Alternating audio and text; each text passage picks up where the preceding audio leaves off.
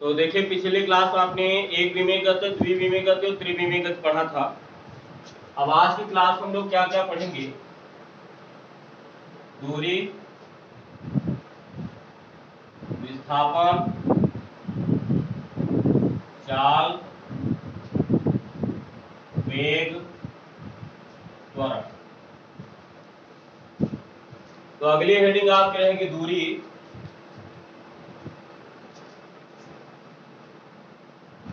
जिसको अंग्रेजी में कहते हैं डिस्टेंस। देखिए दूरी और विस्थापन में क्या अंतर है। मान लिया आपको ये दो पॉइंट है ए और बी। कोई वस्तु ए से बी की ओर चल रहा है, उसने एक रास्ता ये तय किया, एक रास्ता ये वाला लिया और एक रास्ता उसने ये लिया। मान लिया आपको ये 2 किलोमीटर है, ये 3 किलोमीटर है और ये क्या है 4 किलोमीटर है। ये पहला वाला रास्ता, ये दूसरा वाला रास्ता और ये तीसरा वाला रास्ता। तो देखिए आपको जब दूरी क्या होता है, गतिमान वस्तु द्वारा तय मार्ग की लंबाई। जैसा अगर वस्तु इस मार्ग से चल रहा है पहले मार्ग से, तो अगर वस्तु पहले मार्ग से चल रहा है तो दूरी क्या हो जाएगी, तय मार्ग की लंबाई। तय मार्ग की लंबाई कितना है, 2 किलोमीटर। लेकिन विस्थापन क्या होता है, विस्थापन मार्ग पर डिपेंड नहीं करता बल्कि प्रारंभिक और अंतिम स्थिति पर निर्भर करता है। कहां से चला कहां पे पहुंचा, ए से चला बी पे पहुंचा, तो दोनों के बीच की न्यूनतम दूरी भी आपको इतना नहीं है। तो अगर वस्तु पहले मार्ग से चल रहा है तो दूरी और विस्थापन दोनों बराबर है। दूरी क्या है, फिर से दूरी क्या है, मार्ग की लंबाई। तो मार्ग आपने क्या लिया, पहला वाला लिया है, पहला वाला मार्ग लिया है, तो मार्ग आपको सीधा है, तो दूरी क्या होगी, मार्ग की लंबाई, और ये 2 किलोमीटर है। विस्थापन क्या होता है, प्रारंभिक और अंतिम स्थिति के बीच की न्यूनतम दूरी, इसको हम बोलते हैं विस्थापन। तो विस्थापन भी आपको पहले मार्ग में कितना है, 2 किलोमीटर। तो इसमें आपको दूरी और विस्थापन दोनों बराबर है पहले मार्ग में। चलिए दूसरे वाले मार्ग पे आते हैं। तो दूसरे वाले मार्ग पे अगर हम लोग आए, कहां से चला बताइए, मार्ग की लंबाई कितना है, 3 किलोमीटर, तो दूरी कितना हो गया, 3 किलोमीटर। लेकिन दूसरे वाले मार्ग के लिए विस्थापन कितना हुआ। अब ये मार्ग पर विस्थापन मार्ग, दूरी मार्ग पर निर्भर करेगा लेकिन विस्थापन मार्ग पर निर्भर नहीं करेगा। तो विस्थापन कहां से चला कहां पे पहुंचा, केवल प्रारंभिक और अंतिम स्थिति पर निर्भर करेगा। तो विस्थापन ये होता है, देखिए दूसरे वाले मार्ग के लिए प्रारंभिक बिंदु ए है और अंतिम बिंदु क्या है, बी है। तो विस्थापन क्या होता है, प्रारंभिक और अंतिम स्थितियों के बीच की न्यूनतम दूरी। न्यूनतम दूरी मतलब दोनों को सीधी रेखा से मिला दीजिए, तो उस रेखा की लंबाई क्या हो जाएगी, न्यूनतम दूरी। तो दूसरे वाले मार्ग के लिए प्रारंभिक बिंदु ए है, अंतिम बिंदु बी है, और दोनों के बीच की न्यूनतम दूरी की तरह 2 किलोमीटर। तो यानी आपको 2 किलोमीटर ही विस्थापन है। तीसरे वाले मार्ग लाइए, तो तीसरे वाले मार्ग के लिए दूरी क्या हो जाएगी, मार्ग की लंबाई, और मार्ग की लंबाई कितना है, 4 किलोमीटर। लेकिन चाहे पहला मार्ग हो, चाहे दूसरा मार्ग हो, चाहे तीसरा मार्ग हो, ये प्रारंभिक और अंतिम स्थिति नहीं बदल रही है। तो अगर प्रारंभिक और अंतिम स्थिति फिक्स है तो उनके बीच की न्यूनतम दूरी भी फिक्स होगी। तो तीसरे वाले स्थिति में भी आपको विस्थापन कितना होगा, 2 किलोमीटर ही होगा। तो अगर प्रारंभिक और अंतिम स्थिति फिक्स है तो विस्थापन किस पर डिपेंड करता है, केवल प्रारंभिक और अंतिम स्थिति पर डिपेंड करता है। तो यहाँ पे प्रारंभिक और अंतिम स्थिति तीनों मार्गों के लिए फिक्स है, इसलिए आपको तीनों मार्गों के लिए विस्थापन क्या फिक्स है। लेकिन दूरी किस पर निर्भर करेगी, मार्ग पर, इसलिए आपको यहाँ पर दूरी क्या अलग अलग है। तो दूरी क्या होगा, मार्ग की लंबाई को हम दूरी बोलेंगे, अब विस्थापन किसको बोलेंगे, वस्तु की प्रारंभिक और अंतिम स्थितियों के बीच की न्यूनतम दूरी को हम विस्थापन कहेंगे। तो पहली हेडिंग आपकी रहेगी दूरी। तो दूरी क्या है, गतिमान वस्तु द्वारा तय मार्ग की लंबाई को दूरी कहते हैं।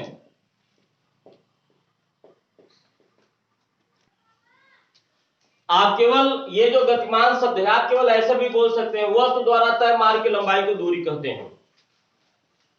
अब देखिए दूरी को हम किससे प्रदर्शित करते हैं, यानी इसका प्रतीक क्या है, इसका प्रतीक है यस या डी। दूरी के अंग्रेजी है डिस्टेंस, पहला वर्ड डी है तो डी से डिनोट करेंगे, और या शॉर्टेज डिस्टेंस यस, तो हम दूरी को यस या डी से डिनोट करते हैं। ये अदिश राशि है, तो अगर ये अदिश राशि है तो इसमें केवल परिमाण होगा, दिशा नहीं होगा। और ये चूंकि मूल राशि है तो इसका कोई सूत्र नहीं है। दूरी बराबर चाल गुणित समय, ये इसका सूत्र नहीं है, चाल बराबर दूरी बटा समय होता है। तो क्रॉस मल्टीप्लाई करके भले लिखे, तो चाल क्या है, व्युत्पन्न राशि है, तो व्युत्पन्न राशि मूल राशि पर निर्भर करती है। तो चाल बराबर दूरी बटा समय है, तो आप दूरी बराबर चाल गुणित समय आप लिखना चाहे तो लिख सकते हैं।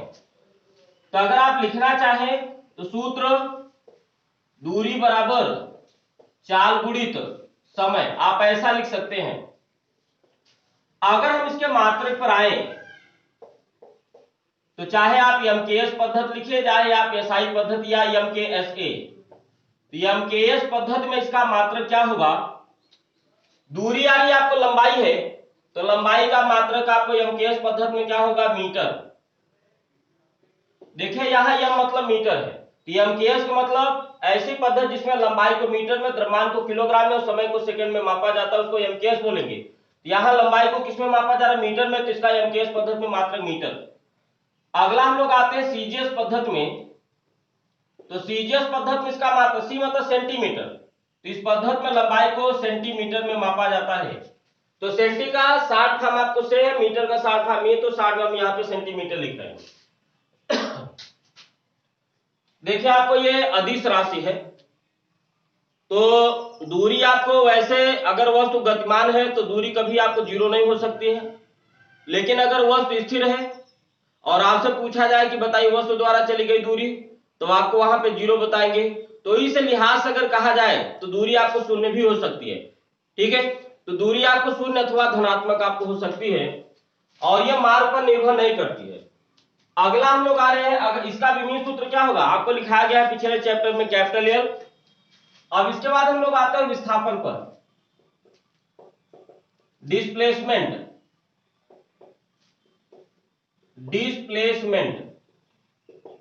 तो विस्थापन क्या होता है, गतिमान वस्तु की प्रारंभिक और अंतिम स्थितियों के बीच की न्यूनतम दूरी को विस्थापन कहते हैं। गतिमान वस्तु की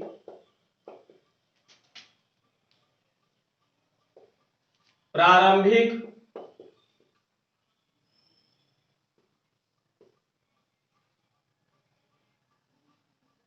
एवं अंतिम स्थितियों के बीच की न्यूनतम दूरी को विस्थापन कहते हैं। इसका प्रतीक क्या होगा, परिमाण रूप में विस्थापन सदिश राशि है, और सदिश राशि में दो बातें होती है, परिमाण और दिशा। तो परिमाण को यहां पर इसको यस या डी से डिनोट करेंगे, ये परिमाण रूप में है।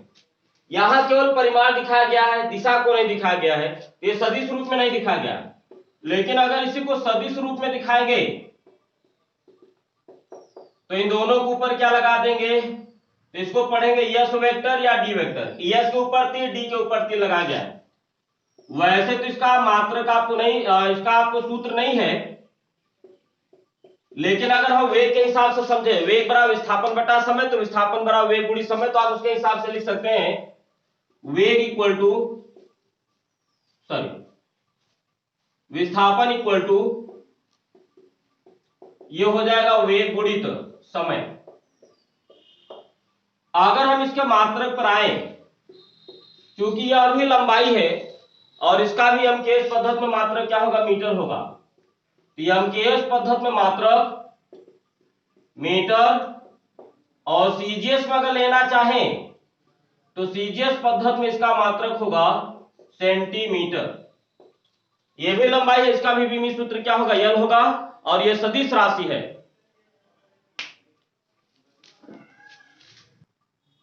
तो दूरी और विस्थापन में अंतर क्या है? दूरी अदिश राशि है, वेग सदिश, विस्थापन सदिश राशि है। दूरी और विस्थापन में अंतर, तो दूरी अदिश राशि है, विस्थापन सदिश राशि है, और दोनों का ही मात्रक मीटर है, दोनों का विमीय सूत्र यल है। दूरी मार्ग पर निर्भर करती है, लेकिन आपको विस्थापन मार्ग पर निर्भर नहीं करता। विस्थापन प्रारंभिक वस्तु की प्रारंभिक और अंतिम स्थिति पर निर्भर करता है। दूरी आपको केवल धनात्मक होती है, आप जीरो भी ले सकते हैं अगर वस्तु नहीं गतिमान है, अगर वस्तु नहीं चल रही है। अगर आपसे पूछा जाए चली गई दूरी कितना है, तो आप बताएंगे जीरो। तो दूरी आप इस लिहाज से आप जीरो भी ले सकते हैं। लेकिन विस्थापन आपको शून्य भी हो सकता है, धन भी हो सकता है, ऋण भी। यहां धन और ऋण का मतलब दिशा से है। तो इसके बाद हम एग्जाम्पल पर आते हैं, दूरी और विस्थापन में अंतर कैसे समझेंगे एग्जाम्पल से। तो चलिए पहला उदाहरण लेते हैं। मान लिया आपको यह अर्धवृत्त है और इसकी त्रिज्या ये कैपिटल आर है। वक्त मान लिया आपको यहां से चला, ये पॉइंट पी है, और कहां पे पहुंचा? पॉइंट क्यू पर, और इस मार्ग से चला हुआ है, ये अर्धवृत्त है। तो बताइए आपको प्रारंभिक स्थिति पी है और अंतिम स्थिति क्यू है, दोनों के बीच की न्यूनतम दूरी आपको पी क्यू है, लेकिन मार्ग आपको ये है, तो मार्ग की लंबाई आपको ये हो जाएगी। यहां पर अगर आपसे पूछा जाए दूरी, तो दूरी क्या होता है? मार्ग की लंबाई। दूरी होता है मार्ग की लंबाई, और यहां मार्ग की लंबाई बताइए क्या है? अर्धवृत्त, और अर्धवृत्त की लंबाई क्या होता है? पाई आर। वृत्त की लंबाई क्या होता है? 2 पाई आर, और अर्धवृत्त की लंबाई क्या होता है? पाई आर, उसी का आधा। लेकिन चलिए विस्थापन पर आए, तो विस्थापन बताइए क्या होता है? प्रारंभिक और अंतिम स्थितियों के बीच की न्यूनतम दूरी। तो प्रारंभिक स्थिति क्या है? पी, और अंतिम स्थिति क्या है? क्यू है। दोनों के बीच की न्यूनतम दूरी यानी वृत्त का व्यास। अगर ये दूरी आर है तो ये भी दूरी आपको आर हो जाएगा। केंद्र से परिधि की दूरी, केंद्र से परिधि की दूरी त्रिज्या होती है, तो आपको ये पी क्यू क्या है? व्यास है। तो विस्थापन क्या हो जाएगा? प्रारंभिक और अंतिम स्थितियों के बीच की न्यूनतम दूरी यानी वृत्त का व्यास, और वृत्त का व्यास क्या होता है? त्रिज्या का डबल होता है। इसके बाद दूसरे एग्जाम्पल पर आते हैं। ये पहला एग्जाम्पल हो गया, दूसरे एग्जाम्पल पर आते हैं। मान लिया अगर आपको यह वृत्त हो,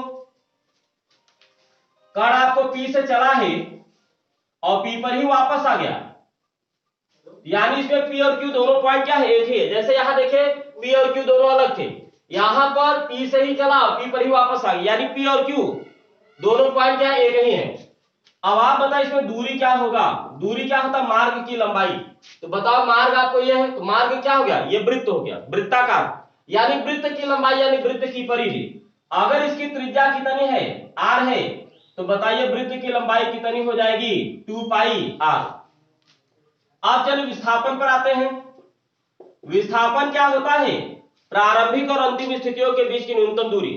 तो पी से ही चला, पी पर ही वापस आ गया, तो बताइए प्रारंभिक और अंतिम स्थितियां क्या हो गई? सेम हो गई। तो प्रारंभिक और अंतिम स्थितियों के बीच की न्यूनतम दूरी कितनी हो गई? 0। तो जहां से वस्तु चले वहीं पर अगर वापस आ जाए तो विस्थापन क्या होता है? 0 होता है। तो यहां ये आपको एग्जाम्पल, तो आपको दूरी क्या होता है? मार्ग की लंबाई होता है, और विस्थापन क्या होता है? प्रारंभिक और अंतिम स्थितियों के बीच की न्यूनतम दूरी।